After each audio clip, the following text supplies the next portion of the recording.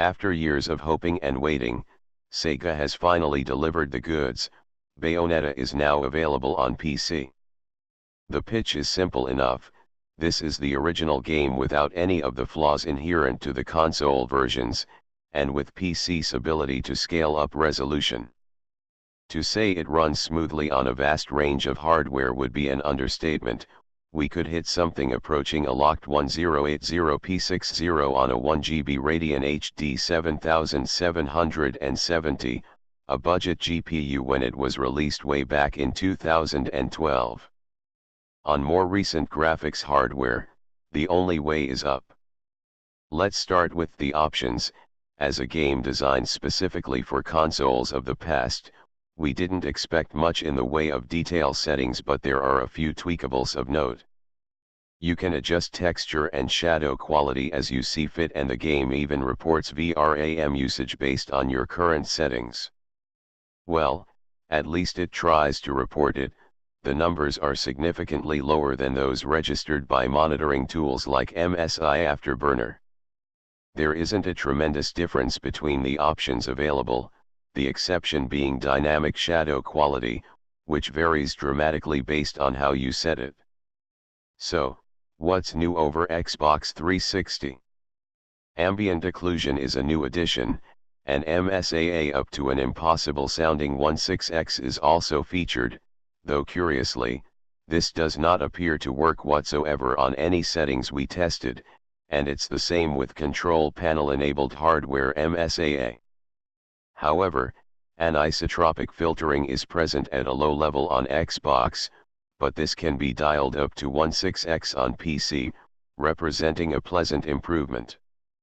There's also an HDR option, but this refers to the original in-game lighting system. It doesn't represent any kind of support for HDR displays.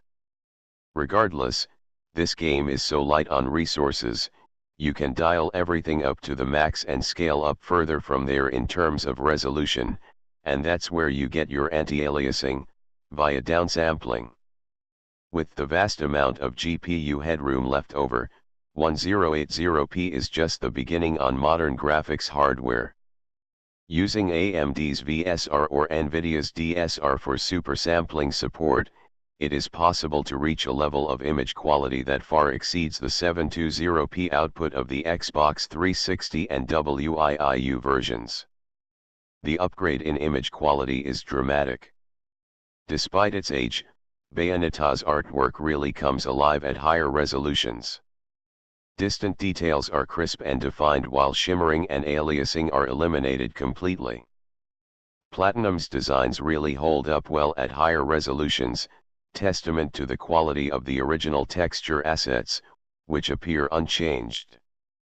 As well as confirming great 1080p60 playback on the ancient Radeon HD 7770, we tried a more modern GPU, the NVIDIA GTX 980 Ti, equivalent to today's GTX 1070, which hands in slick, locked 4K 60 FPS gameplay. Pushing resolution up to 2880p, 5K, if you will, the game continues to run smoothly overall. In fact, performance here is similar to the Radeon HD 7700 at Full HD, no problems for the most part, but with a little stuttering on effects that heavily utilize alpha transparencies. We also road tested a GTX 970 at 4K, with an overclock in place. Performance is still higher than any console version, even Xbox One running under back compat, but frame rate does tend to wobble in stressful areas. You'll need to drop a little lower to absolutely maintain that crucial 60 FPS. Meet the man trying to finish every game on Steam. I rarely talk about this with anyone. Meet the man trying to finish every game on Steam. Overall, specs-wise, it would be an exaggeration to say that you could run Bayonetta on a toaster, but the bottom line is that the hardware requirement to get a great experience is preposterously low. On a vintage 2012 Core i5 3570K, We measured CPU utilization at an absolute max of just 30% or mostly sticking around 20 to 25% level. If you run your games from an SSD, loading times are so fast, there's literally no time to practice your moves with the on-screen tutorials. It's a relief, but really and truly, it's what we should expect given that the original Xbox 360 game launched around 7.5 years ago now. So, aside from the non-functional anti-aliasing, are there any downsides to this port?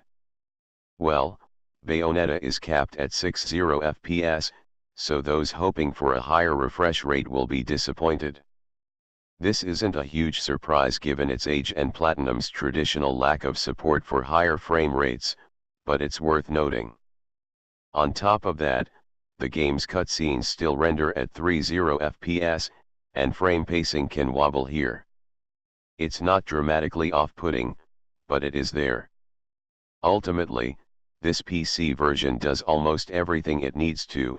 It's a great version of a classic game that still holds up very well, thanks to its evergreen visual style and superb gameplay.